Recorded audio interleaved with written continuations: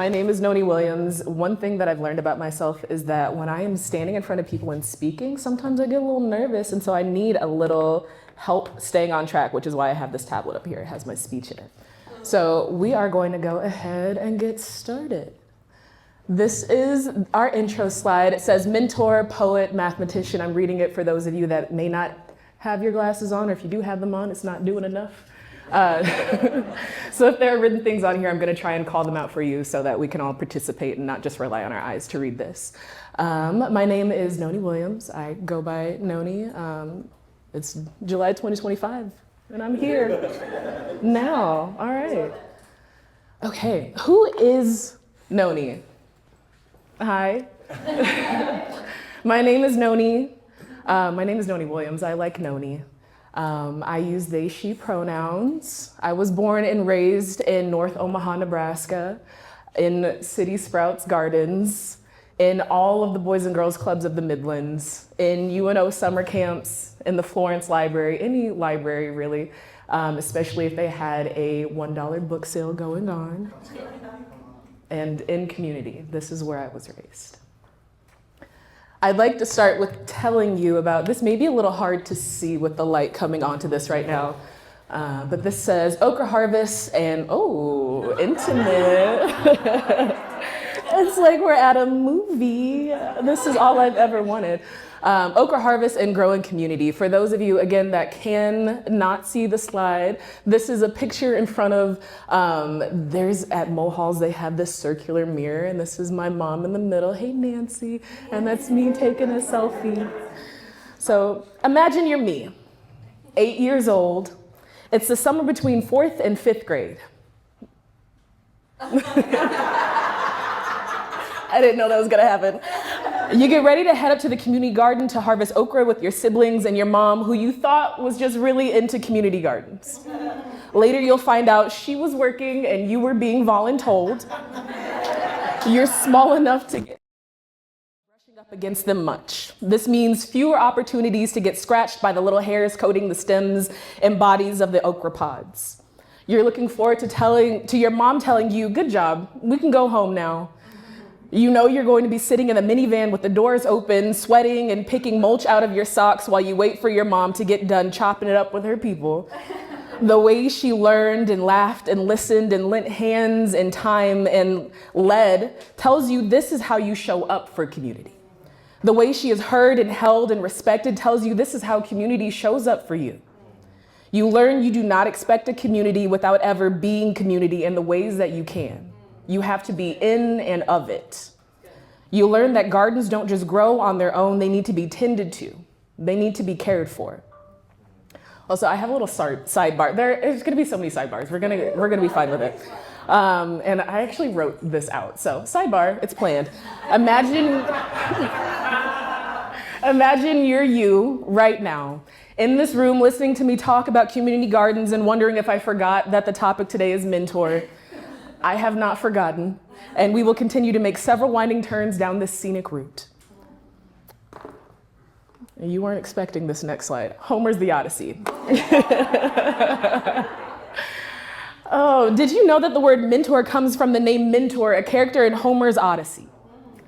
The Odyssey is one of a number of books I may not have fully read in high school, and 2, a long reference Greek epic poem about Odysseus, king of Ithaca, and his 10-year journey from Troy back to Ithaca following the Trojan War. Can't tell you anything about him, sorry, didn't read the book. Mentor was a friend to Odysseus, and when Odysseus left for the Trojan War, he placed Mentor in charge of his son Telemachus, and other things, but that's not the point of this anecdote. The Odyssey is believed to have been written around the 8th century BC, translated to English in 1614, so it was a while before more languages were participating in this epic tale. The next documented reference of this name would be in 1699 in a book titled Les Aventures de Télémaque, fils d'Ulysse. Merci beaucoup. Or The Adventures of Telemachus, Son of Ulysses, by a French archbishop named François de Salagnac de la Motte Fenelon. Ulysses is the Proto-Latin name for Odysseus, so it's all connected. This book specifically follows Mentor as he teaches Telemachus while Odysseus is on his Odyssey. And the story, Fenelon reveals Mentor to be Minerva, Roman goddess of wisdom, justice, law, victory, and the sponsor of arts, trade, and strategy in disguise.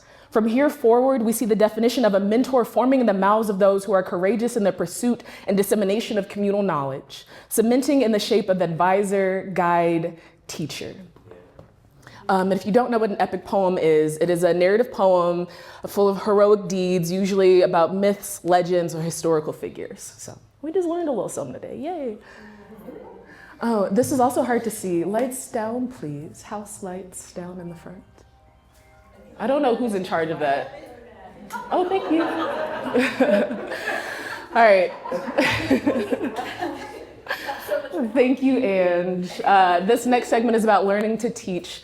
Up here we have pictures of me on my journey. I'm gonna point them out real quick and then we'll get to the rest of them. This is me with my mentors, my mentees, my apprentices at Blue Cross Blue Shield.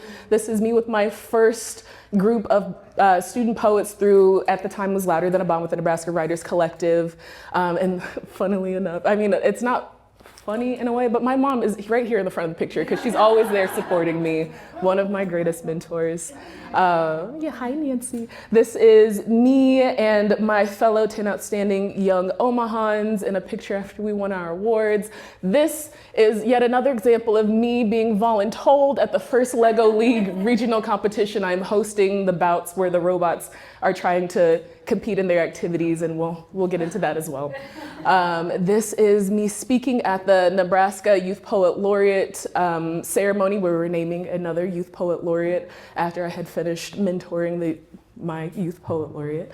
And this is me performing at Afrofest. Something that I do a lot is performing, and I'm always sweaty. Don't look at my armpits when the lights come back on. I told myself not to say that for the recording, but here we are. I've always been so consumed with learning, with finding patterns and making connections, to the point that I looked up the etymology of the word mentor and subsequently spent an undisclosed amount of time following links and giving you this crash course on a corner of Greek mythology. I have a poem titled Etymology of a Name, and it follows me through the journey of finding out who I am and all the ways that I've been called me. We can learn a lot about a thing when we know its name and who named it and how that name has changed over time. One name I gave myself was mathematician, and as I reflect on these few stanzas, I can see the mentor in its shadow. My mom would get withdrawn college algebra textbooks from the library when I was a child. I appointed myself teacher and sat my younger siblings down to show them that solving equations was as simple as balancing blocks on a speculative seesaw.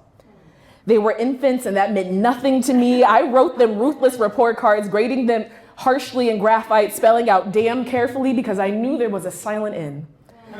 How loud I was about being right. How tied I was to the realm of reason. It felt like a kind of magic, adorning my crown of afro puffs with a diadem mathematician, which felt a lot like magician when I closed my eyes, breathing in the geometry of curved spaces and exhaling in fractals. As a child, I was so adamant that everyone around me learned the things that made me feel free. There's this expansiveness that comes when you make those connections for yourself, an urgency. I have learned to be more gracious in my approach to sharing information, and I can see that in my experiences. Designing and administering STEM programming with the Boys and Girls Clubs of the Midlands as a part of a national pilot program between the Boys and Girls Club, YMCA, Girls Inc., and 4-H. Creating temporary hands-on STEM installments because to me, you can't have science without art, without play, without joy. Using my technical background to help start the AP Computer Science program at Duchesne Academy as a 0-hour class with one of my former high school teachers, because that is the experience that I would have wanted as a student. And in 2023, 2 of the AP classes, Computer Science A and Computer Science Principles, earned the College Board AP Computer Science Female Diversity Award for expanding access for women in computer science for the 3rd year in a row. Working as a graduate teaching assistant, teaching algebra courses at Metro Community College and receiving tearful thank you notes from students because I took the time to validate their logic and their critical thinking that made sense for them and how they saw the world. There are usually multiple ways to find the right answer, and I always have room for creative problem solving in my teaching practice within reason. Teaching poetry through the Nebraska Writers Collective, leading workshops in libraries, classrooms, detention facilities, because everyone deserves to feel like their voice matters, to have a space that allows for thoughtful expression and to be met with care. Mentoring the Nebraska Youth Poet Laureate, seeing how the youth want to impact community with their voice is the thing that gives me hope. If they can see such a bright future, how could we not want to make that real for them? Mentoring other young Black creatives in Omaha. My mentees have sought me out as a young Black queer professional in the creative space and in the tech industry, and I try to pass down as much as I can because there is room for all of us, always. Training and mentoring data analytics apprentices, there's a lot, guys, sorry, I'm not sorry, but like I do a lot. Training and mentoring data analytics apprentices at Blue Cross Blue Shield of Nebraska through the Ignite Nebraska program. We recruit fellow Omahans who are interested in entering the tech industry in H3 jobs, high skill, high wage, high demand. Our primary requirements are simply that our apprentices have either a high school diploma or a GED and a willingness to learn. Working with Bellevue University to define the coursework was foundational for me. Designing their on-the-job training projects that aligned with their learning and tenets of social emotional learning, because industry knowledge in tandem with classroom education is invaluable. Tutoring and mentoring a very curious fifth, now rising sixth grader. Spending time with him, I am reminded of the necessity of asking why, understanding why we are solving as much as what we are solving for, and that rest is not earned when we are done with work. We can take a break if we need to, if we want to. I did not consider what I was doing as mentoring until recently though. When I was in my teens and 20s, the way I showed up at work or in the community was referred to as teaching, and I had a problem with that. I even gave an interview to AIM Institute in 2019 about that sentiment, and you can still find it, but I'm not giving you the link, so find it if you want to. Oh, it's also on my website, it's not hidden. Whenever someone would ask, this is an excerpt from it, whenever someone would ask Noni Williams what she wanted to do with her interest in math and technology, she would start to answer honestly. She wanted to be the problem solver who she saw herself as when she was a little girl at the front of the classroom, scratching out algorithms and bad poetry in her notebooks. I don't remember calling it bad poetry. But before she could finish answering, the asker would usually interject, "Be a teacher?" Williams noticed nobody ever interrupted her male peers with that question. It was like they were trying to send her the message that she would only ever be able to teach the world's future innovators, not be an innovator herself. The best I could hope for was to grow up to be a teacher to inspire some little boy to change the world, Williams says. Teaching is not a consolation, it is a calling. And it wasn't mine.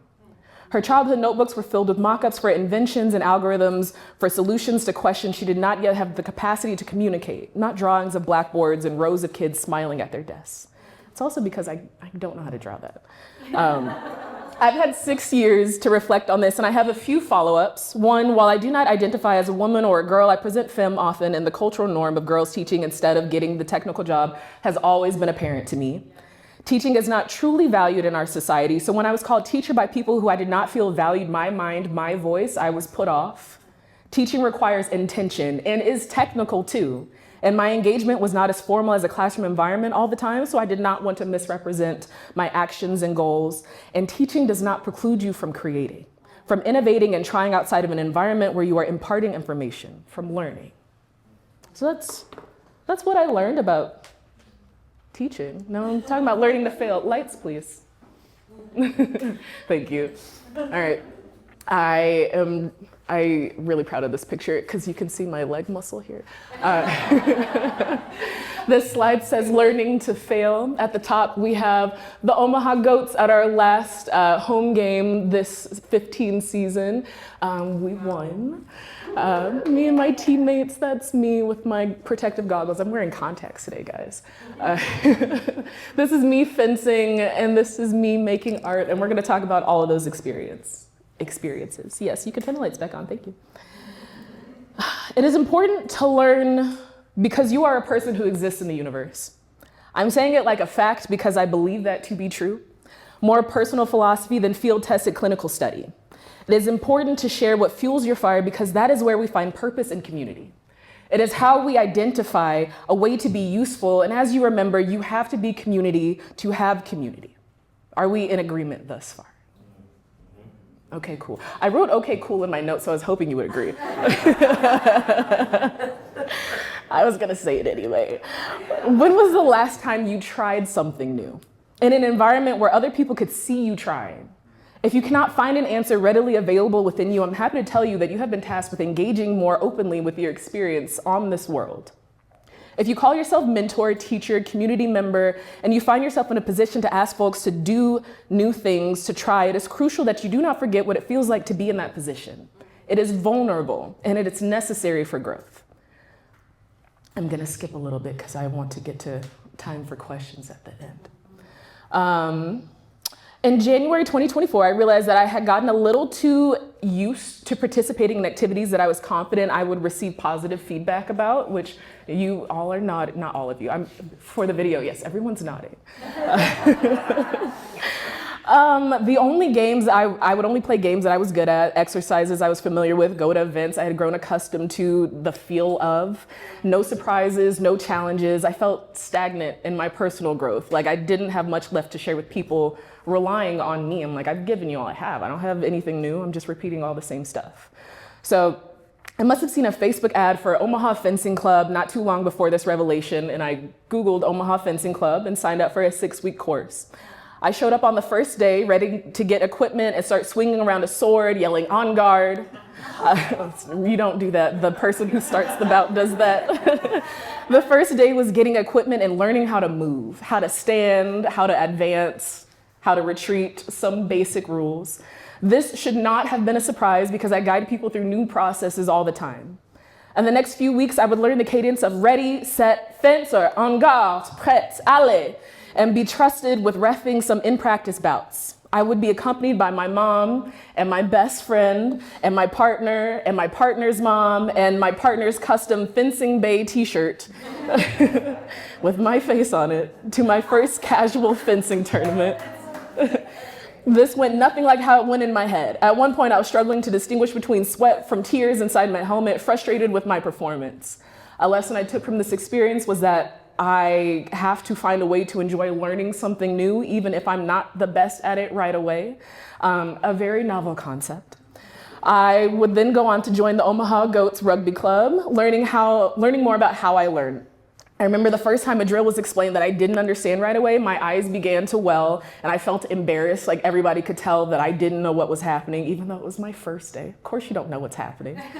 I felt so embarrassed. I watched the vets run the drill. I told myself it's going to go well or it's not, but either way, you have to move. You cannot keep standing here because then they're going to start staring at you, and that's going to be weirder than doing it bad.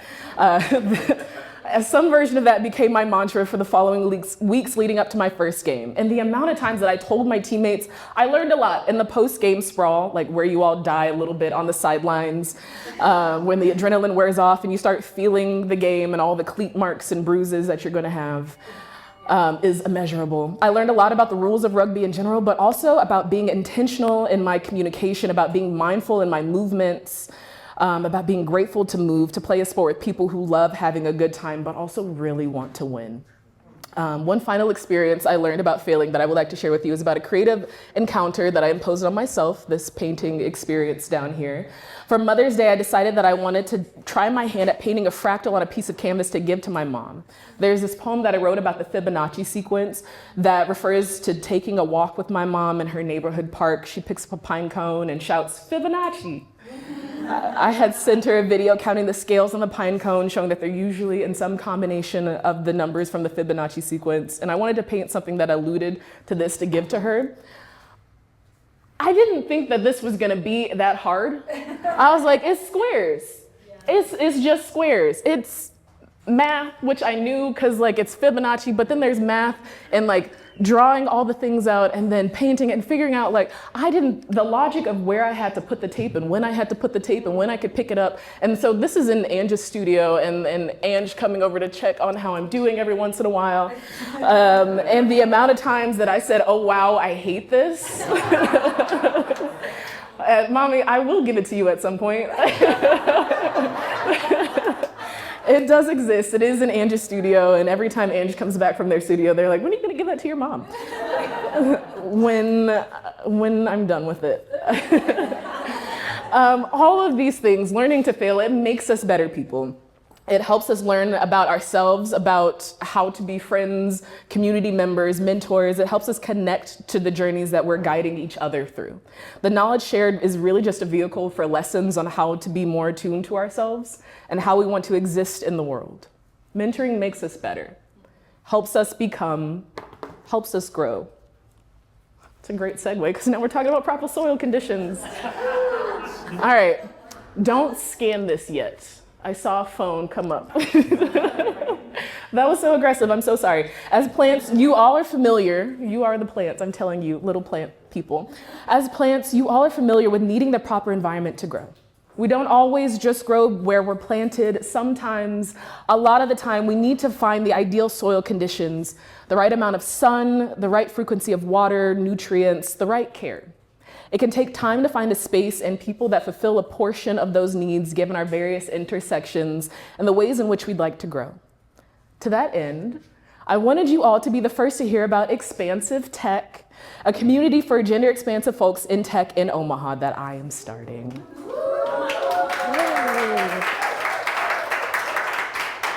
My goal is to make a space where we can imagine, create, fellowship, and critique in a space that centers us, the non-binary, the agender, the genderqueer, the gender agnostic, gender expansive, and others welcome. Spaces for women in tech are finding their footing and creating platforms and places for meaningful engagement. They offer invitations to those who don't identify as women, which is nice, but not the same as being centered in a mission. In this space, I hope to serve as a mentor and to allow myself to be mentored. I hope to connect to the etymology of technology as art, as craft, as a tool to create and play and explore the world in new ways. You can scan it now if you'd like. This will just take you to our first event. We are gonna meet up for coffee. The tab is on me. If you are interested in this, or if you have someone that you think would be interested in this, feel free to send it to them. We're just gonna use that first meetup to try and figure out what we want that space to be for us. And yeah, this is the first time that I'm saying that out loud to people, so yay. Thank you. Do you want to turn off the light so that Oh yeah, sure. take a better picture? Thank you, Ange. Just for Yes. And while you are doing that, I will leave you with this. My hope for the world is innovative, intentional, and equitable expansion. I hope you find pieces of the universe worth exploring. I hope you engage in a critical analysis of the world around you and then default to action. I hope you find language for the phenomena that excite you, and I hope you share it joyfully with the people around you. Thank you.